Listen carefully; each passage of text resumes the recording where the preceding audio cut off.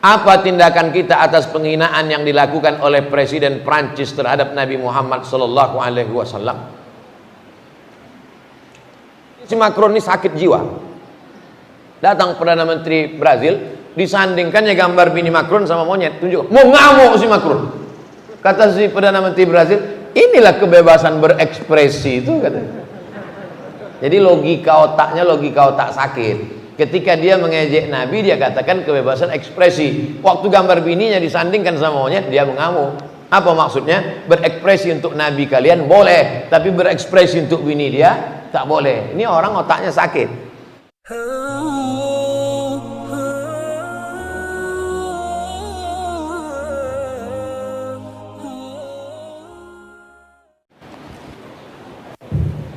Assalamualaikum warahmatullahi wabarakatuh. Alhamdulillah wassalatu wassalamu ala Rasulillah wa ala alihi wa sahbihi wa man da'a bi da'watihi wa istanna bi sunnatihi ila yaumi liqa'i rabbih wa ba'd.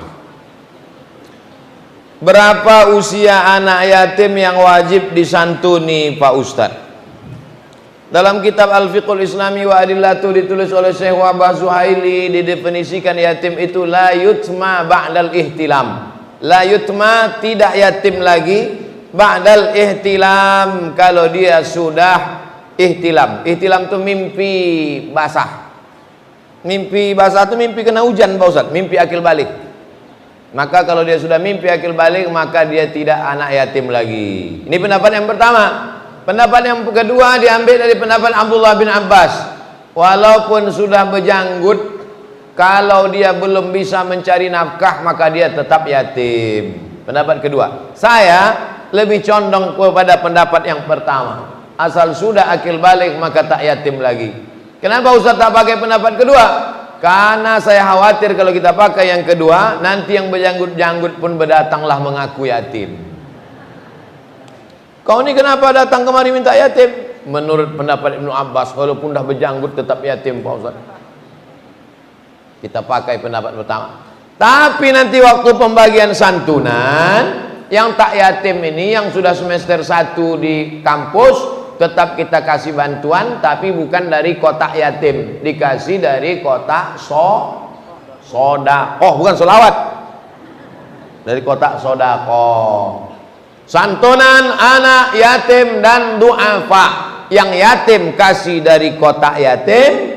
Adapun yang omaknya mati, ang ayahnya Bang Toib tak balik-balik, atau yang dia sudah kuliah, maka tetap dikasih santunan, bukan dari kotak yatim, tapi dari kotak sodakoh dan doa.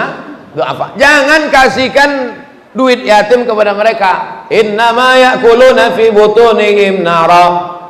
Innama ya'kuluna fi alladzina ya'kuluna amwalal yatama zulman. Orang yang memakan harta anak yatim, innama ya'kuluna fi butunihim nara. Mereka itu makan api neraka.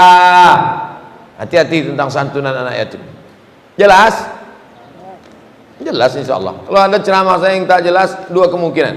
Yang pertama, paketnya habis, yang kedua pokak. Dua, berapa lama mu'alaf yang wajib disantuni itu Pak Ustaz? Innama sadaqatu lil fuqara wal masakin wal amilina 'alaiha wal mu'allafati qulubuhum wa fir riqab wal gharimin wa fi sabilillah wa banis sabil. Sambutlah Allah, bilanglah apalah payahnya menyenangkan hati Ustaz. La ilaha illallah. Tapi sekarang 88 ini tak bisa. Ada 4 yang bisa, ada 4 yang membuka celah untuk terjadi fitnah. Innama shadaqatu lil fuqara, fuqara kasih. Tak ada income sama sekali. Janda tua, laki mati, anak tak ada sebatang kara. Fuqara, tak ada pemasukan. Yang kedua, ada pemasukan tapi tak cukup. Fuqara wal masakin wal amilina ala, amil. Wal muallaf, muallaf ni tak bisa lagi dikasih. Kenapa? Karena banyaklah yang mempermain-mainkan sertifikat mu'allaf.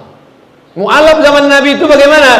Kepala suku, kalau dia dikasih, maka satu suku itu masuk Islam. Misalnya ada suku Sakai, suku Akid, suku Talang Mama. Kepala suku dia, kita kasih dia 100 juta, satu suku tuh masuk Islam. Itulah yang zaman dulu yang dimaksud dengan mu'allaf. Mu'allaf itu artinya orang yang dilunakkan hatinya. Zaman sekarang dikasih dia, bininya pun tak mau masuk Islam. Oleh sebab itu kalau ada orang baru masuk Islam, dia tetap dikasih, tapi bukan karena dia mu'allaf, dia dikasih karena dia fakir atau miskin. Tolonglah Pak Ustadz, kita baru masuk Islam lah, rukun Islam 5 perkara gitu. Nah, kasihlah. Susah. Bukan karena mu'allafnya, tapi karena dia fakir miskin. Wal gharimin, gharim ini pun tak bisa lagi dikasih sekarang. Gharim dililit utang. Kalau dibukalah pemberian zakat kepada yang dililit utang, penuhlah masjid Syuhada. Karena semua orang Pekanbaru ini dililit utang, semua utang, dari mobil, rumah sampai panci, rice cooker utang. Satu-satunya yang lunas bininya, itu lunas. Wa banis sabil, Ibnu Sabil pun sekarang tak bisa lagi dikasih. Karena Ibnu Sabil ini dijadikan orang celah untuk menipu, membohong. Ibnu Sabil orang yang putus belanja. Datang orang Medan mau pergi ke Palembang, putus belanjanya. Datang orang Palembang mau pergi ke Aceh, putus belanjanya. Singgah Pekanbaru, dikasih. Sekarang tuh banyak dipermainkan. Begitu sampai dia di Simpang Bingung, pura-pura putus belanja. Habis itu naik angkot dia sampai ke Sekijang. Sampai di Sekijang bolak-balik dia balik. Maka yang membuka celah ini ditutup supaya jangan dipermainkan. Jadi mu'allaf ini kasih dia karena dia miskin, fakir, susah. Bas. Jangan gara-gara ini nanti mu'allaf tak dikasih. Apa hukumnya berusaha walet? Karena sarang walet itu terbuat dari air liur burung. Nabi sedang khutbah di padang Arafah. Ketika sedang khutbah itu datanglah onta menjilat baju Nabi, menjilat kain ihram Nabi, onta dijilatnya. Nabi sholat dengan bekas jilatan air liur itu. Sekarang pertanyaannya, apa hukum air liur hewan? Halal apa haram? Memang payah ya kalau belum sarapan. Nabi khutbah, datang onta menjilat bajunya. Habis itu Nabi sholat, dibawanya baju yang kena jilat itu. Pertanyaannya, apa hukum air liur? Halal. Seandainya tak halal, pasti digantinya baju itu atau dibasuhnya.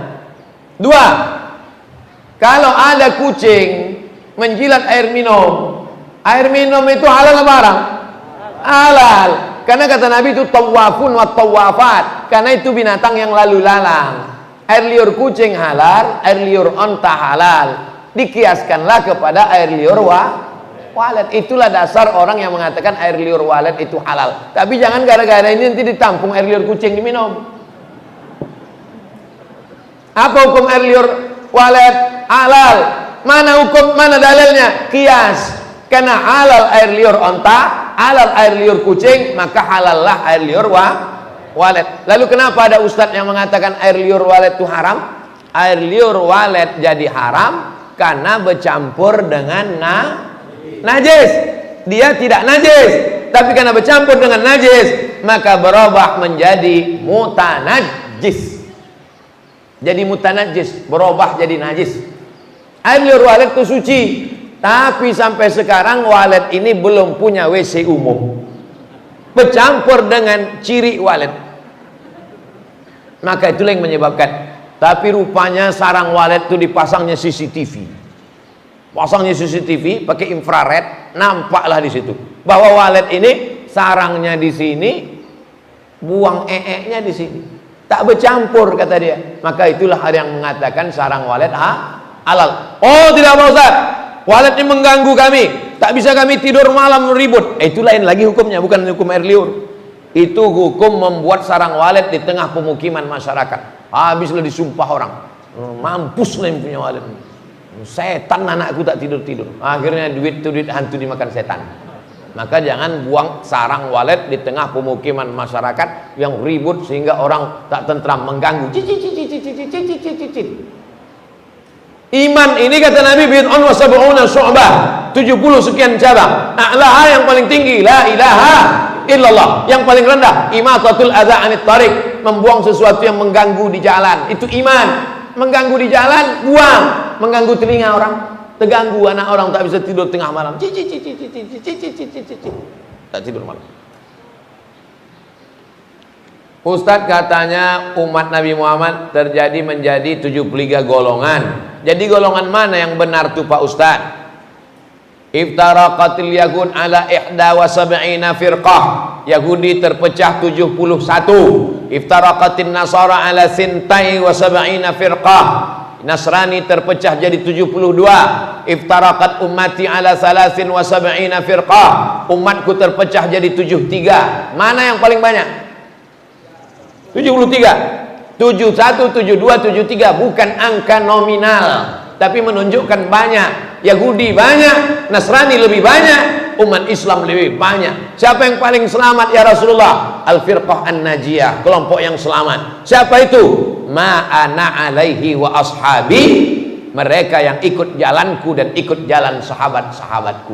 Kita inilah yang selamat karena kita yang hadir di masjid ini melaksanakan sholat subuh berjamaah, yang ikut majelis ilmu, membaca kitab-kitab sunnah, maka kita adalah ahlus sunnah wal jamaah.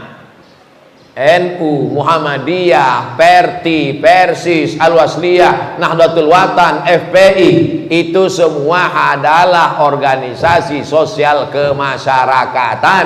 Yang dimaksud dengan ahlul bid'ah dhalalah adalah Khawarij, Mu'tazilah, Qadariyah, Syiah, Jabariyah, Khalqil Quran. Itu yang disebut dengan ahlul bid'ah. Bukan orang yang kunut subuh, bukan orang yang zikir jahar, bukan orang yang maulid Nabi, bukan orang yang maulidan, sholawatan, yasinan. Jadi jangan asal main tuduh-tuduh saja. Saya tak akan pernah capek menjelaskan itu. Sampai orang yang bertanya ini capek, baru saya capek menjawab. Saya bertanya, apa benar ada hadis menyatakan bahwa seorang istri yang ridho suaminya nikah lagi merupakan jalan pintas menuju surga?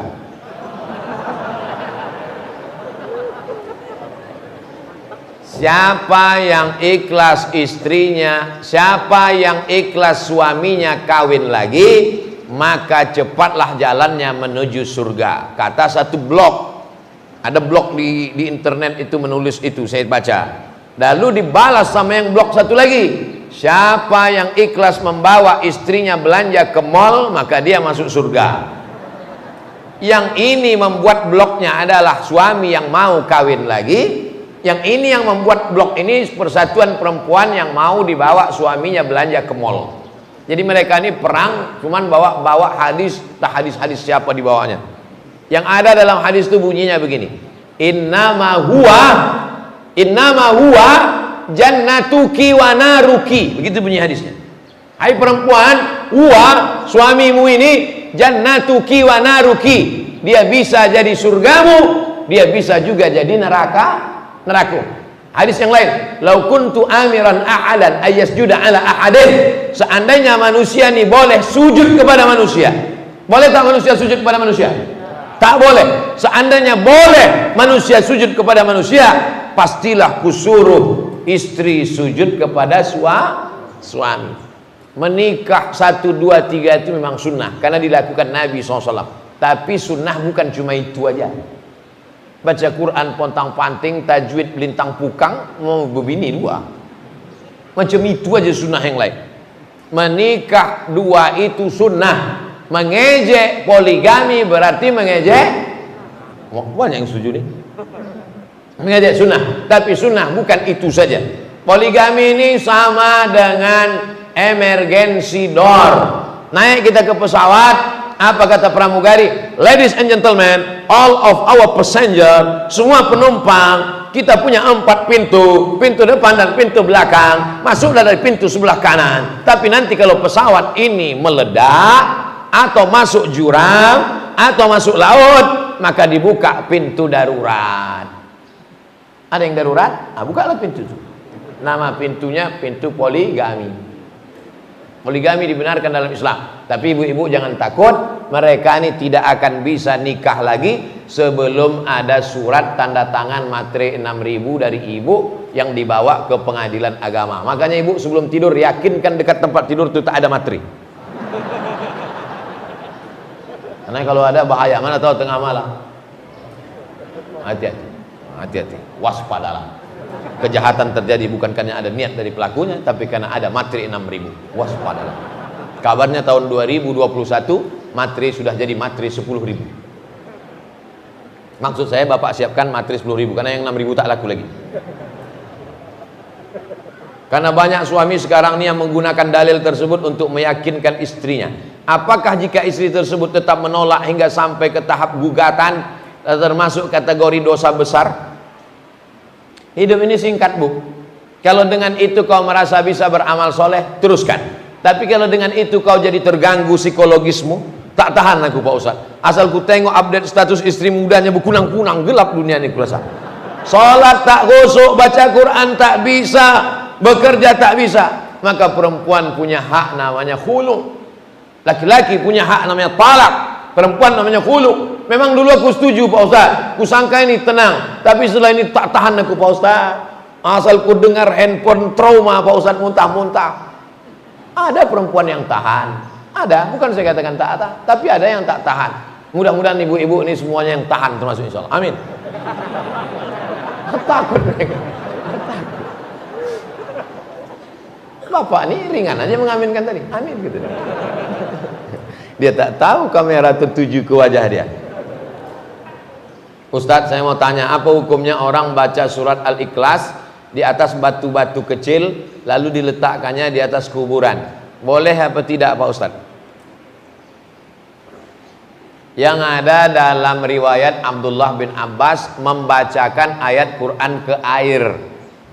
Wa in ta'assara wiladatuha, kalau susah melahirkan anak dibacakannya ke air. Dibacakannya ke air. Terserah apa yang mau dibacakan ke air. Ustadz, ini ada jamaah kita Pak Ustadz, istrinya anak dari jam 8 pagi dari tak lahir-lahir Pak Ustadz, tolong bacakan Pak Ustadz. Bingung saya, apa yang mau saya bacakan? Baca iza zulzilatil ardu zilzalaha wa akhrajatil ardu asqalaha. Kalau bumi itu sudah digoncangkan, keluarlah isi-isinya. Keluar isinya. Goncang keluar isi. Gitu. Boleh membacakan ayat kepada air. Adapun membacakan batu, mungkin dia tahu dalilnya, tapi saya tak melakukan itu. Saya melakukan yang tahu saya dalilnya, yang ada riwayat-riwayat dari Nabi dan sahabat Nabi. Tentang membacakan ayat, ada orang gila. Ada orang gila di kampung tuh, datang sahabat ini dibacakannya la Fatihah tak berhenti-berhenti sambil menahan air liur. Bismillahirrahmanirrahim. Alhamdulillahirabbil alamin arrahmanir rahim maliki yaumiddin iyyaka na'budu wa iyyaka nasta'in shiratal maghdubi 'alaihim waladdallin amin. Bismillah sampai air liur banyak. Sudah banyak dikumur, dibacakannya, dihembuskannya ke orang gila. Sehat orang gila itu. Riwayat yang ketiga, Abdullah bin Abbas. Yang kedua tentang orang gila. Yang ketiga adalah kepala suku. Waktu itu sahabat Nabi mau menumpang tidur. Boleh kami numpang tidur sini? Tak boleh. Akhirnya pergilah sahabat Nabi dari. Ketika mereka pergi, datang orang menyusul dari belakang. Sahabat Nabi, ini kepala suku kami kena sengat kalajengking. Tolong kalian doakan. Balik lagi mereka, dibacakannya Al-Fatihah ke air, dikasihkan minum, disapukan ke bekas kalajengking tadi, sehat. Dikasih mereka kambing 30 ekor. Datang sahabat Nabi tadi bertanya ke Madinah, ya Rasulullah, ada kepala suku sakit kena sengat kalajengking, kami bacakan Al-Fatihah ke air, kami minumkan, kami usapkan, sehat dia, dikasihnya kami kambing 30 ekor. Boleh tak, halal tak kami terima kambing ini? Kata Nabi, kasihlah aku sebagian, kata Nabi SAW. Dia tak menanyakan apa hukum baca Fatihahnya, yang ditanyakannya apa hukum menerima kambing. Kata Nabi, bagilah aku sebagian. Itu menunjukkan boleh menerima upah dari ruqyah. Ustaz, kalau dikasih orang duit ruqyah, Ustaz terima? Enggak. 30 ekor kambing, mau. Bukan untuk saya serahkan ke tabung wakaf, biar dipotong dibagi ke fakir miskin, anak yatim. Saya untuk apa makan kambing? Apa tindakan kita atas penghinaan yang dilakukan oleh Presiden Prancis terhadap Nabi Muhammad SAW? Perdana Menteri Brazil tidak Islam. Karena argumentasi orang Prancis itu katanya kebebasan berekspresi. Kenapa kalian buat lukisan Nabi Muhammad? Kebebasan berekspresi guys. Datanglah Perdana Menteri Prancis, di tempelnya gambar bini si Macron itu dengan monyet. Bini Macron itu kan beda jauh. Macron itu pacaran umur 15 tahun dengan gurunya itu. Si Macron itu umur 15 tahun, kelas 3 SMP, pacaran sama gurunya bini orang. Itulah yang dijadikannya bini sekarang. Umur 15 tahun dia pacaran sama itu, waktu itu perempuan itu umur 29 tahun. Ini sama itu, waktu itu perempuan itu umur 29 tahun. Ini si Macron ini sakit jiwa. Datang Perdana Menteri Brazil, disandingkannya gambar bini Macron sama monyet, tunjuk. Mau ngamuk si Macron. Kata si Perdana Menteri Brazil, inilah kebebasan berekspresi itu, katanya. Jadi logika otaknya logika otak sakit. Ketika dia mengejek Nabi, dia katakan kebebasan ekspresi. Waktu gambar bininya disandingkan sama monyet, dia mengamuk. Apa maksudnya? Berekspresi untuk Nabi kalian boleh, tapi berekspresi untuk bini dia tak boleh. Ini orang otaknya sakit. Kalaulah kita punya pemimpin yang adil, yang kuat, yang gagah, yang perkasa, yang bangga, itu ditarik hubungan diplomatik, itu ditutup kedutaan Prancis, barulah hebat. Betul? Ada itu di sinetron-sinetron.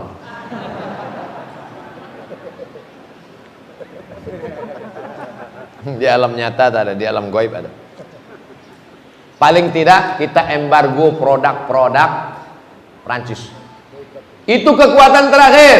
Tidak ada kekuatan umat lain. Kekuatan memboikot produk-produk.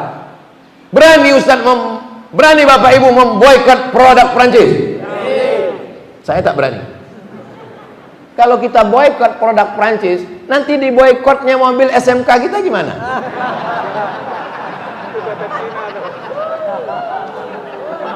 Kenapa kalian ketawa? Dibalasnya nanti. Sementara mobil kita dalam perjalanan nih mau dipasarkan di Uni Eropa. Astagfirullahaladzim. Inilah zamannya. Awak serius sudah ketawa. Tindakan yang seharusnya dilakukan oleh pemimpin, udah jelas dah. Patut kertas ini warna kuning. Tahu zaman. Inilah. Zaman ini tak bisa membedakan kapan awak serius, kapan awak bergurau. Kawan saya laki-laki Pak Ustadz berpisah dengan istrinya karena suaminya itu Syiah dan berperilaku kasar. Mereka sudah rumah tangga 30 tahun. Lalu si ex istrinya itu menikah dengan saya dan anak-anaknya pun berpihak kepada saya. Saya galau karena ex suami kawannya itu bilang kami ini pengkhianat. Dia tak akan memaafkan kami di akhirat. Sementara saya rutin bertemu dengan ex istrinya juga anak-anaknya yang mereka tak punya keluarga satupun di sini.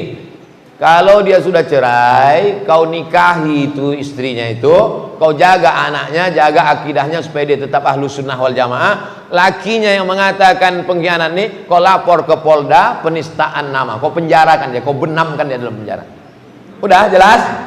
Nah, udah, lakukanlah. Yang tanya-tanya juga lagi.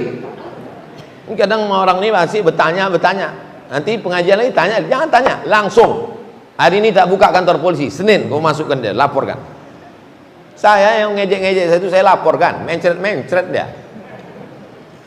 Kalau kita punya tabungan syariah Bank Riau Kepri, tahunya ada undian dapat hadiah, apakah uangnya itu riba Pak Ustadz?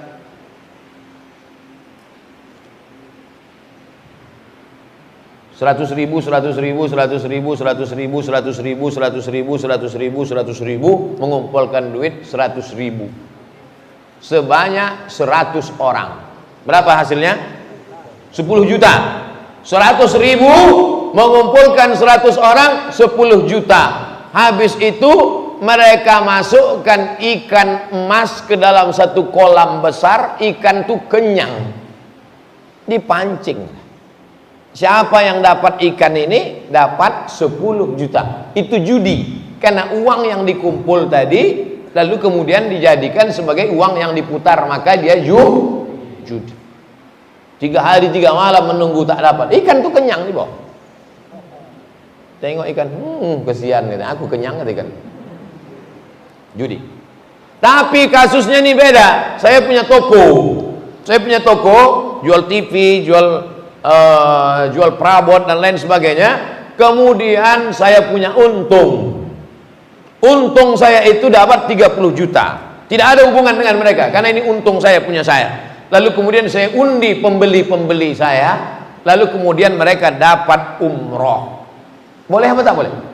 Boleh, karena bukan uang yang diputar, tapi hasil keuntungan. Aslinya uang itu punya saya, milik saya. Begitu juga dengan ini, uang ini milik bank syariah. Bank syariah itu halal, karena bagi hasilnya itu mudharabah, karena bagi hasilnya itu murabahah. Dibenarkan menurut Dewan Syariah Nasional, menurut hukum Islam ahli-ahli fikih. Duit itu milik bank syariah, tapi karena dia mau menarik nasabah, diundi, maka hasilnya itu halal. Kalau tak mau terima, kasih ke saya pagi ini juga, secepatnya, sebelum berubah pikiran. Nanti langsung kita adakan penyerahan ke Yayasan Tabung Wakaf Umat. Saya tunggu. Bagaimana hukumnya kalau kita berobat dengan non muslim? Kalau sudah mati semua dokter di Pekanbaru, tak ada lagi dokter Islam. Adalah dokter terakhir di dekat simpang Damai Langgeng. Begitu sampai di situ, dokter itu pun sakratul maut. Tak ada lagi. Tinggallah satu-satunya ini. Dan dia orangnya amanah. Saudara kita yang non muslim, la yanhakumullahu 'anil ladzina lam yuqatilukum fid din wa lam yukhrijukum min diyarikum. Kalau yang non muslim itu tidak mengusir kamu dari kampung halaman kamu, tidak membunuh kamu, tidak memusuhi agama kamu, tidak menyebarkan karikatur mengejek nabi kamu, dia baik dengan kamu, antabarruhum, kau buat baik sama dia, wa tuqsitu ilaihim, bersikap adillah kepada dia. Boleh dengan syarat dan ketentuan berlaku. Baru saja dapat kabar, pagi ini saya habis dari masjid ini akan panen tanah wakaf kebun jeruk. Jadi kemarin itu kita menjual satu batang limau nipis 50.000. Hasilnya dibagi untuk penanam, untuk pemodal, untuk pewakaf yang akan digunakan untuk Yayasan Tabung Wakaf. Pagi ini mau panen, mau dihadiri oleh penasehat dari Dewan Dakwah, namanya Pak Bahtiar Bakar. Meninggal dia pagi ini. Niat baiknya sudah sampai. Untuk Pak Bahtiar Bakar dan orang-orang soleh. Al-Fatihah. A'udzubillahi minasyaitonirrajim. Bismillahirrahmanirrahim. Alhamdulillahirabbil alamin arrahmanir rahim maliki yaumiddin. Iyyaka na'budu wa iyyaka nasta'in shiratal mustaqim shiratal ladzina an'amta 'alaihim ghairil maghdubi alaihim waladdallin. Amin. Allahumma shalli ala sayyidina Muhammad wa ala ali sayyidina Muhammad. Apa hukumnya memelihara reptil, ular, iguana? Nabi Shallallahu Alaihi Wasallam ada sahabat namanya Abu Umair. Abu Umair ini memelihara burung. Nama burungnya Nughair. Yang punya burung Umair. Nama burungnya Nughair. Nughair itu artinya burung pipit. Dulu burung gereja, pindah ke masjid burung mu'alaf.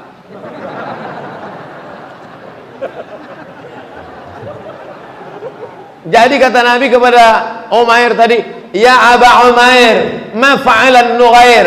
Wahai Abu Umair, apa kabar burung pipit engkau? Itulah dalil boleh memelihara burung pipit dengan syarat dan ketentuan berlaku. Buat sangkarnya itu besar supaya dia bisa terbang kian kemari, ada pokok kayu, ada kolam-kolam di dalam, buat dia berpasang-pasang di dalam. Kalau bisa burung pipit satu, buat burung pipit perempuan betina itu agak 5, agak 3, biar poligami dia. Bilang sama ibu tuh, aku memang tidak bisa mah, tapi burung ini kita biarkan ya.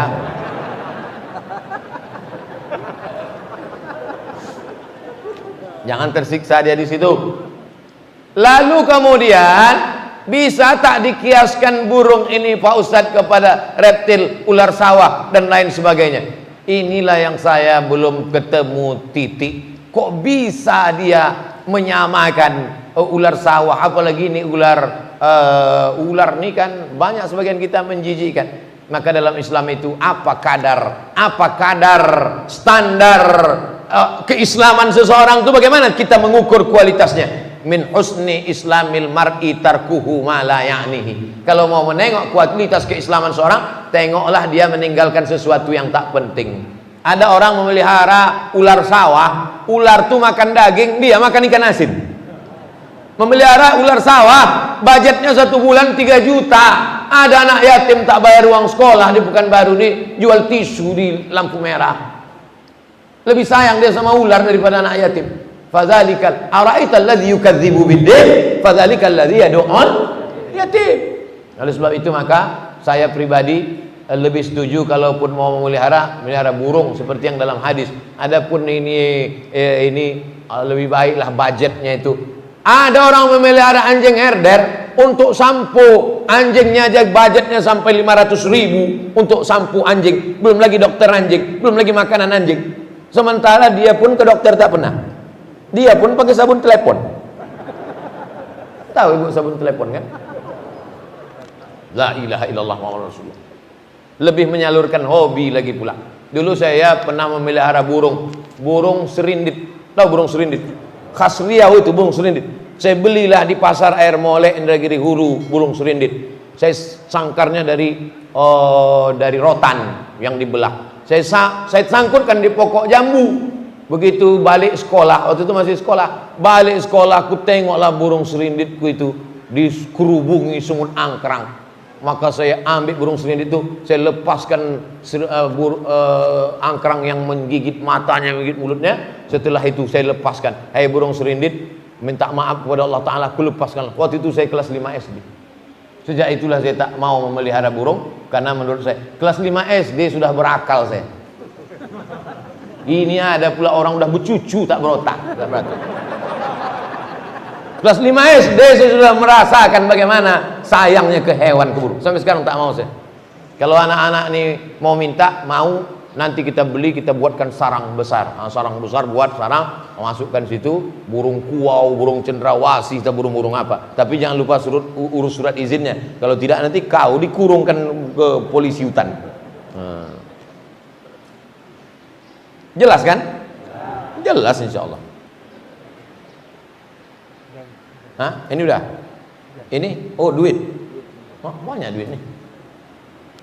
Jarang-jarang masjid nih ngasih duit. Biasanya pakai transfer aja. Duit. Ini nampaknya masjid Suhada ini harus sering kita kesini. Banyak duit. Maulaya salli wa sallim daiman ala habibika khairil khalqi kull Muhammadun asraful a'rabi wal ajami Muhammadun khairu man yamshi ala qadami. Habis pula suara. Kalau ada suara saya tadi, saya habiskan. Banyak-banyak berselawat kepada Nabi. Ini ada lukisan yang digambar, cuman giginya keluar, biji matanya keluar. Ini nampaknya Ustadz sedang bersuara keras ini. Ini gambarnya. Kajian subuh bersama Ustadz Somad di Masjid Suhada. Mohon doanya Ustadz. Dulu doakan Ustadz 5 tahun lalu di Masjid An-Nur. Muhammad Iman Hasan Al-Fayad, kelas 2 SDIT Fatimah Cipta Karya. Kalau sayang kepada anak kecil, termasuk memuliakan Allah SWT. Mana yang punya lukisan? Mana anak kecil? Maju sini. Masya Allah, mudah-mudahan jadi anak soleh. Amin. Tegak sini. Tegak sini, Fayad. Oh, ganteng.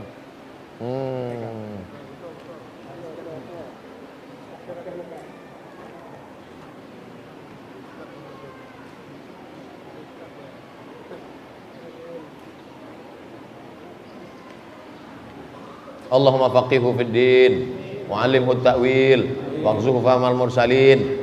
Itu doa Nabi SAW kepada Abdullah bin Abbas.